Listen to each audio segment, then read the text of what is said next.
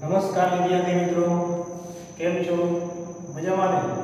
Shri active વિવિધ લક્ષી trust સંચાલિત શ્રી દર્શન વિદ્યાલય તરફથી હું જયેશ કાફરા આપ સૌનું હાર્દિક સ્વાગત કરું છું. આપ અમારા વિડીયોનો આનંદ માણો. યુટ્યુબના માધ્યમથી આપ અમારા વિડીયોનો આનંદ માણી ઘેર બેઠા જ્ઞાન મેળવી શકો છો. જેવું જ્ઞાન તમે શાળામાં આવીને મેળવો છો એવું જ જ્ઞાન આ અમારા વિડીયોનો આનંદ માણી અને મેળવી શકો છો. એના માટે અમારી ચેનલ કે દર્શન સ્કૂલને સબસ્ક્રાઇબ કરો અને આ વિડીયોનો આનંદ માણો. આપણે આગળ વાત કરી ગયા હૃદયનું પરિવહન, મીન્સ કે આપણા હૃદયમાં રુધિરનું પરિવહન. પહેલા તો આપણે વાત કરી હૃદયની કે આપણું હૃદય કેવું હોય. મનુષ્યના હૃદયમાં આપણા ખંડ હોય કેવા વાલ હોય એના વિશેની આપણે વાત કરી. અને ત્યાર પછી આપણે વાત કરી રુધિરનું પરિવહન કે આપણા હૃદયની અંદર રુધિરનું પરિવહન કેવી રીતે થાય. આટલી વાત જે રહી એ આપણે કરી. પાર્ટ 6 જેવી ક્રિયાઓ એની અંદરના આ બે પોઈન્ટ આપણે લીધા. હવે એના પછીનો પોઈન્ટ આવે છે. એના પછીનો પોઈન્ટ છે ઉચ્ચ પ્રાણીઓમાં હૃદય અને રુધિર પરિવહન. કે ઉચ્ચ પ્રાણીઓનું હૃદય કેવું હોય અને એમાં રુધિરનું પરિવહન કેવી રીતે થાય. તો એમાં આપણે ત્રણ વિશે વાત કરવાના છે. એક છે માછલીઓ, બીજું છે ઉભયજીવી અને સરીસૃપો, ત્રીજું છે પક્ષીઓ અને સસ્તનો. આ ત્રણ વિશે આપણે વાત કરવાના છે. અને એના પછી આપણે વાત કરવાના છે રુધિર વાહિની એટલે શું, એના પ્રકાર કેટલા છે અને એના પ્રકાર વિશે થોડીક વિસ્તૃત વાત. તો પહેલા આપણે વાત કરીએ ઉચ્ચ પ્રાણીઓમાં હૃદય અને રુધિર પરિવહન. એમાં આપણે પહેલા વાત કરી માછલીઓ,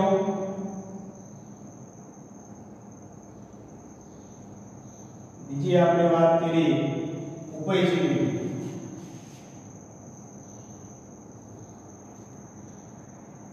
ઉભયજીવી, અને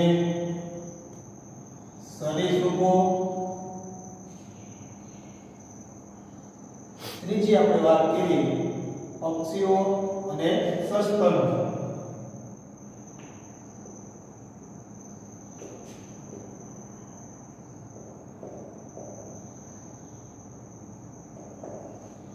આ ત્રણ પ્રાણીઓમાં હૃદય કેવું હોય અને રુધિરનું પરિવહન કેવી રીતે થાય આપણે એની વાત કરવાના છીએ.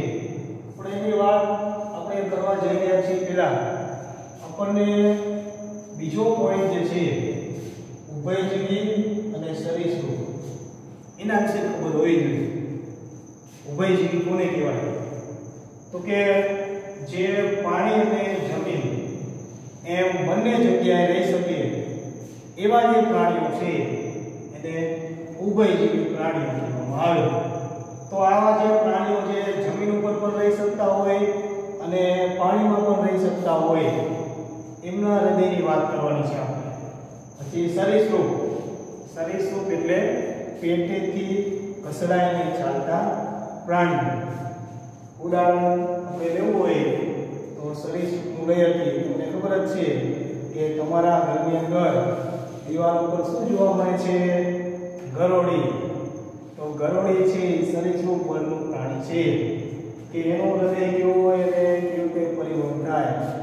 તો આવા જે પ્રાણીઓ છે એ સરીસૃપ વર્ગની અંદર આવતા પ્રાણીઓ છે. એમાં આપણે હવે થોડી ડિટેલમાં વાત કરીએ માછલીઓની. તો પહેલો પોઈન્ટ છે માછલીઓ.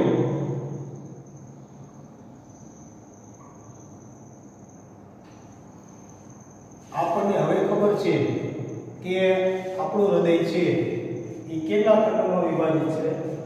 4 ખંડોમાં. તો માછલીઓનું હૃદય છે એ કેટલા ખંડોમાં વિભાજિત હશે?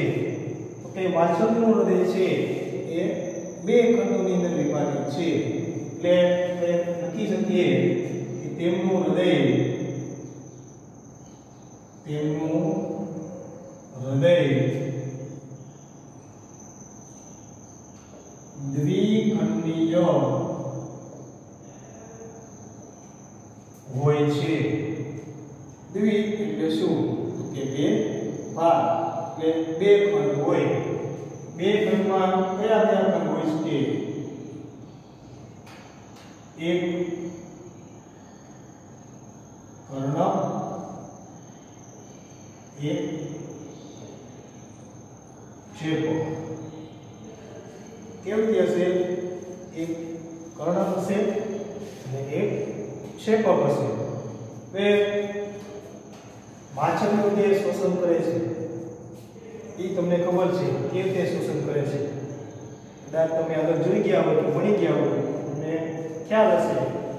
તો ન ખ્યાલ હોય તો જણાવી દઉં કે માછલીઓ છે એ ઝાલર દ્વારા શોષણની ક્રિયા કરે છે. હવે આ જે માછલીઓ છે એમાં જે હૃદય હોય એ એક કર્ણકવાળું અને એક શેપકવાળું હોય. એટલે કે એના હૃદયની અંદર જે રુધિરનું પરિવહન થાય છે એ એકલ પરિવહન છે. એકલ પરિવહન એટલે શું? કે એક ચક્ર દરમિયાન રુધિર એક જ વખત પસાર થાય એને એકલ પરિવહન કહેવાય. એક ચક્ર દરમિયાન રુધિર એક જ વાર પસાર થાય એને એકલ પરિવહન કહેવાય. હવે એમાં કેવી રીતે રુધિર પરિવહન થાય છે? તો કે માછલીઓ છે એના હૃદયની અંદર રુધિર આવે. હવે એ રુધિર છે એ પછી ઝાલર તરફ ધકેલાય. હૃદયમાંથી રુધિર ક્યાં ધકેલાશે? ઝાલર તરફ ધકેલાવો એટલે કે ઝાલર તરફ જવું. હૃદયમાંથી રુધિર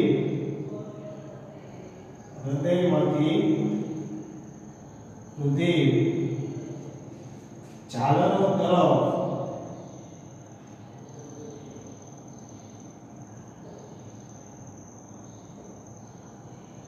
ધકેલાય છે. ઝાલરો તરફ જશે એટલે આપણને ખબર છે કે માછલી ઓક્સિજન કેવી રીતે મેળવે છે? તો કે ઝાલરો દ્વારા. હવે ઝાલરો તરફ ધકેલાય એટલે અહીંયા શું મેળવશે? ઓક્સિજન મેળવશે. હૃદયમાંથી રુધિર ઝાલરો તરફ ધકેલાય છે ત્યાં O2 મેળવી શરીરમાં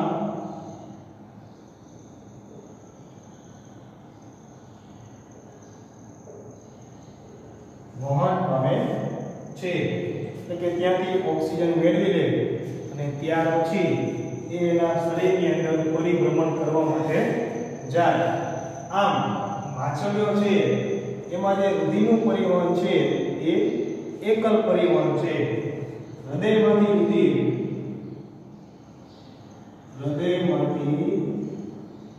રુધિર એક ચક્ર દરમિયાન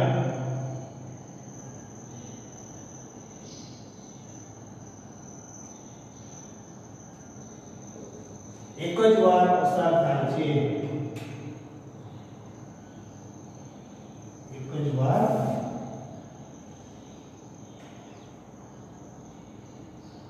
પસાર થાય છે. એટલે આવું પરિવહન છે એ એકલ પરિવહન છે.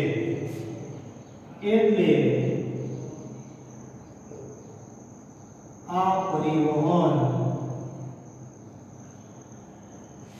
એકલ પરિવહન છે.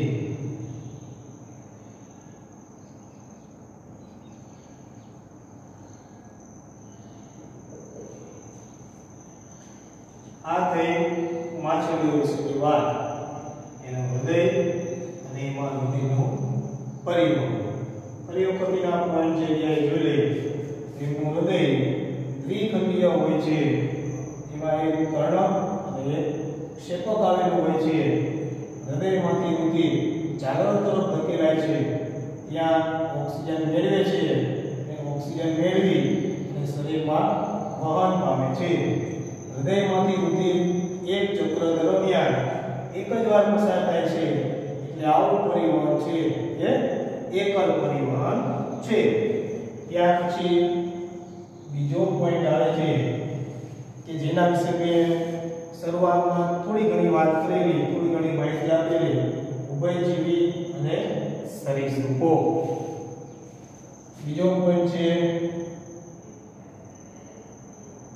ઉભયજીવી અને સરીસૃપ.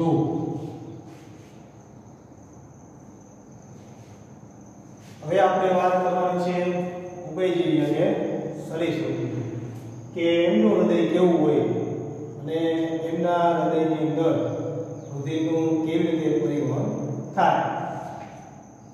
એમાં પહેલો પોઈન્ટ છે, આપણે આગળ જોઈ ગયા કે એમનું હૃદય દ્વિખંડીય છે, માછલીનું. હવે આવશે ત્રિખંડીય. એમનું હૃદય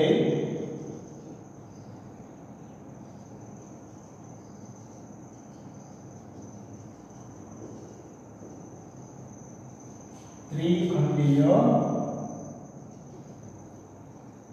હોય છે, એટલે કે એમના હૃદયની અંદર 3 ખંડ આવેલા હોય. તે શીત રુધિરવાળા પ્રાણીઓ છે, તે શીત રુધિરવાળા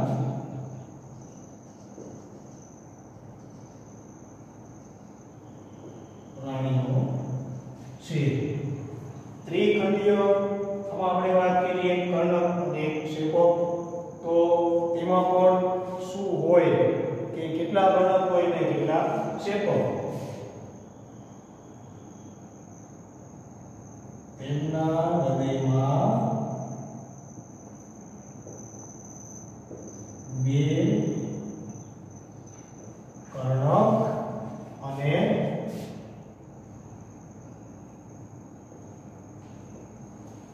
1 ક્ષેપક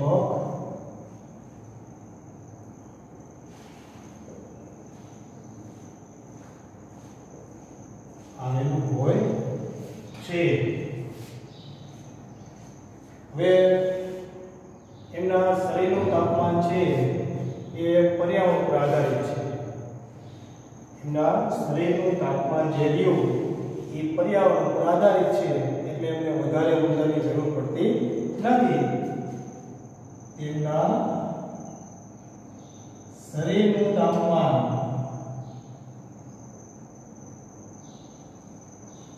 પર્યાવરણ પર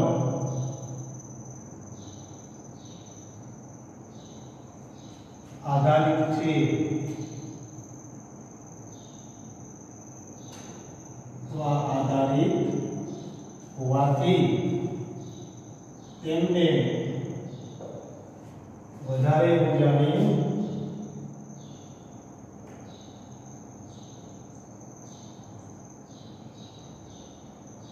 જરૂર પડતી નથી.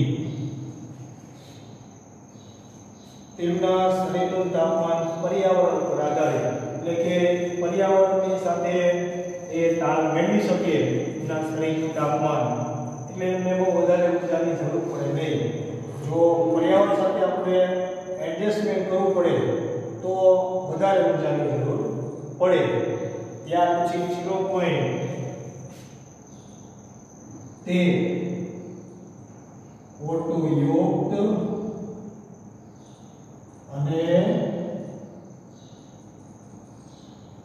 O2 વિહીન રુધિર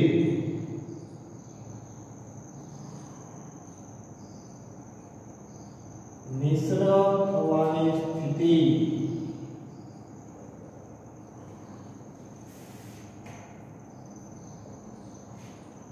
થોડીક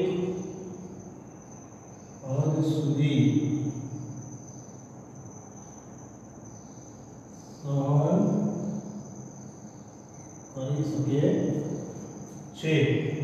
એટલે કે એમના હૃદયની અંદર રુધિર જે રહ્યું એ મિશ્ર થતું હોય, ઓક્સિજન વાળું તે અને ઓક્સિજન વગરનું એ પણ અમુક હદ સુધી તે સહન કરી શકે. પછી જે નોર્મલી સ્થિતિ જે હોય એ વળી પાછી એના હૃદયની અંદર થઈ જાય. એ વખતે પોઈન્ટ જોઈ લેના તેમનું હૃદય ત્રિખંડીય હોય. તે શીત રુધિરવાળા પ્રાણીઓ છે. તેમના હૃદયમાં બે કર્ણક આવેલા હોય અને એક ક્ષેપક આવેલું હોય. તેમના શરીરનું તાપમાન પર્યાવરણ પર આધારિત હોવાથી તેમને વધારે ઉર્જાની જરૂર પડતી નથી. તે ઓક્સિજન યુક્ત અને ઓક્સિજન વિહીન રુધિર મિશ્ર થવાની સ્થિતિ થોડીક હદ સુધી સહન કરી શકે છે. આ તે ઉભયજીવી અને સરીસૃપની વાત. ઉભયજીવીની અંદર આપણે ઉદાહરણ લેવું હોય તો દેડકો. ડોક્ટર જે છે એ કોઈ વ્યક્તિ બનતો હોય તો સૌપ્રથમ દેડકાના પાર્ટ્સ દેખાડવામાં આવે. કારણ કે મનુષ્યનું હૃદય જે રહ્યું એ થોડા ઘણા અંશે દેડકાના હૃદયને મળતું આવે છે. એનામાં 3 ખંડ હોય અને આપણામાં 4 ખંડ હોય. એ એક જ તફાવત છે.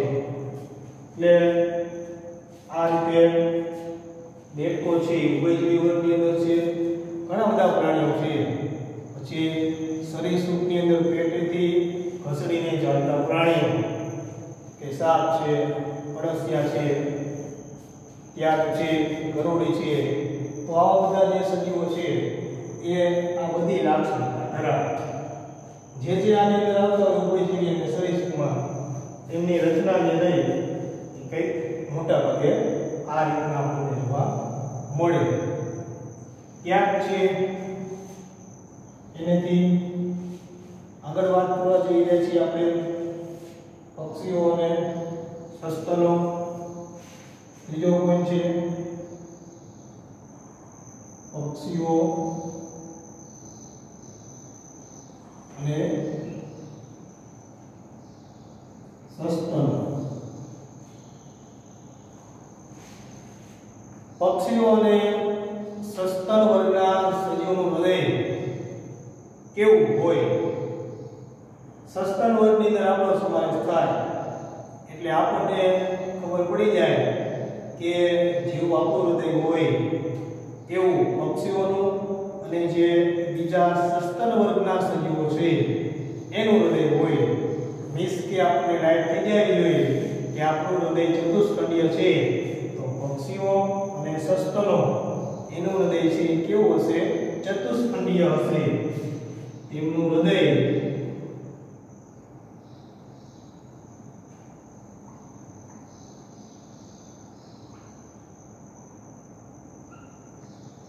ચતુષ્ખંડીય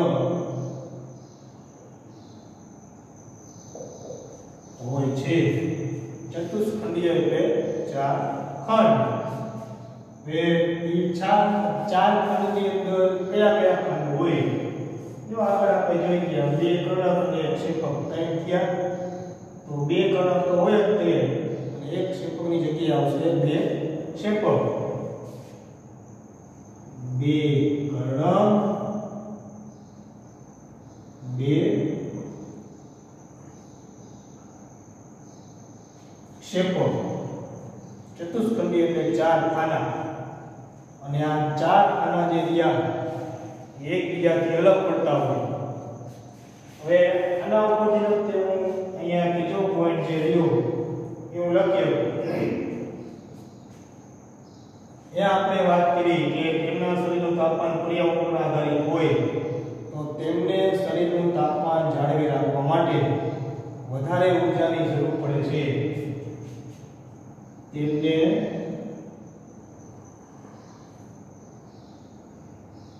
શરીરનું તાપમાન જાળવી રાખવા માટે વધુ ઊર્જાની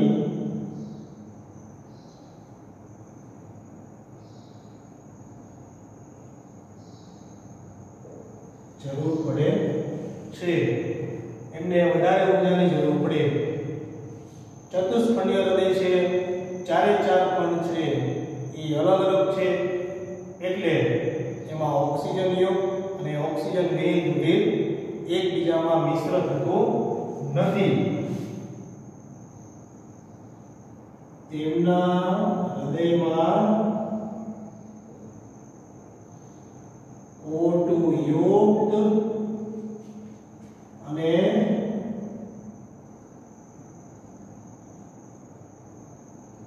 O2 વિહીન રુધિર એકબીજામાં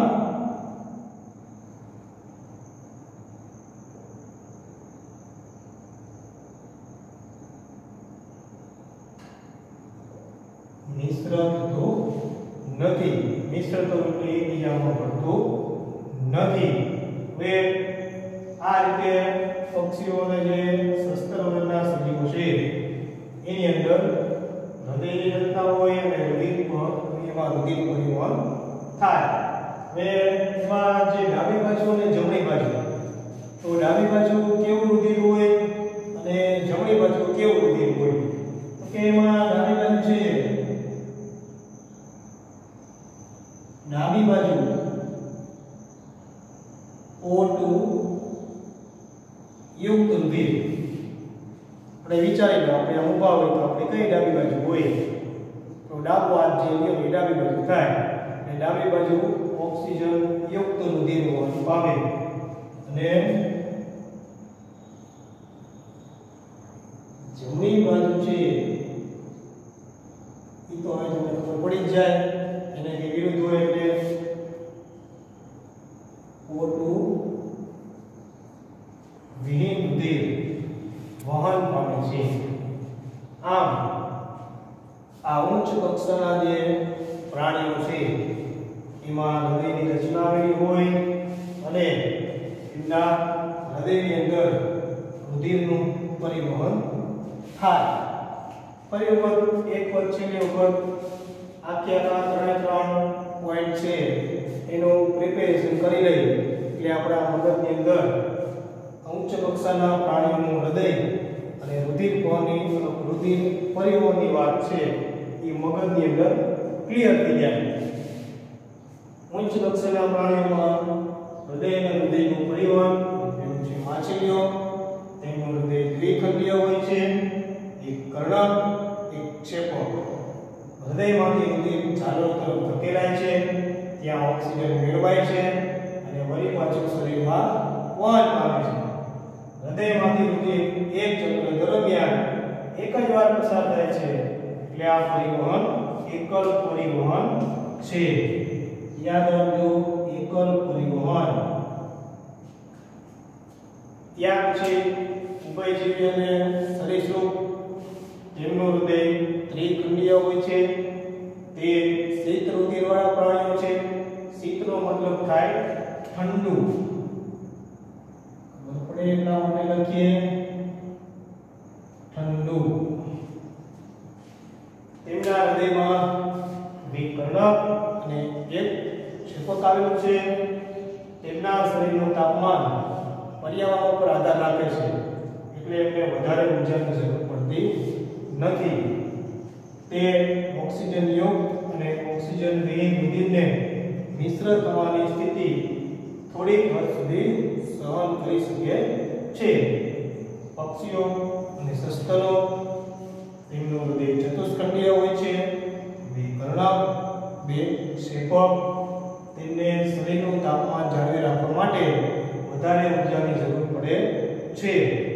તેમના હૃદયમાં ઓક્સિજન યુક્ત અને ઓક્સિજન વિહીન રુધિર વહન પામે છે અને એકબીજામાં મિશ્ર થતું નથી. મિશ્ર શું કામ નથી થતું એ આપણે હૃદયની વાત કરી ત્યારે આપણે કહી હતી કે એમાં પડદા દ્વારા જે ચારે ચાર ખંડ છે એ અલગ પડતા હોય છે એટલે રુધિર એકબીજામાં મિશ્ર થતું નથી. હવે ડાબી બાજુ છે એ ઓક્સિજન યુક્ત રુધિર વહન પામે છે અને જે જમણી બાજુના ખંડો છે એમાં ઓક્સિજન વિહીન રુધિર વહન પામે છે. પક્ષીઓ અને સસ્તનોની અંદર આપણે વાત કરી એકલ પરિવહન, તો પક્ષીઓ અને સસ્તનો જે છે એમાં કેવું પરિવહન હોય? તો એની અંદર આવશે બેવડું પરિવહન. કેવું પરિવહન થાય છે વિદ્યાર્થી મિત્રો? રુધિરનું બેવડું પરિવહન. આ થઈ ઉચ્ચ કક્ષાના પ્રાણીઓના હૃદયની વાત અને રુધિર પરિવહનની વાત. હવે આપણે નેક્સ્ટ વિડિયોની અંદર આપણે ભણશું રુધિર વાહિનીઓના પ્રકાર કેટલા, રુધિર વાહિની કોને કહેવાય એના વિશેની વાત. હવે આ માહિતી માહિતગાર છો તો આ ઉચ્ચ કક્ષાના પ્રાણીઓના હૃદય અને રુધિર પરિવહન એના જે પોઈન્ટ લખાવ્યા એ આપ સૌ હોમવર્કની અંદર લખીને લાવશો.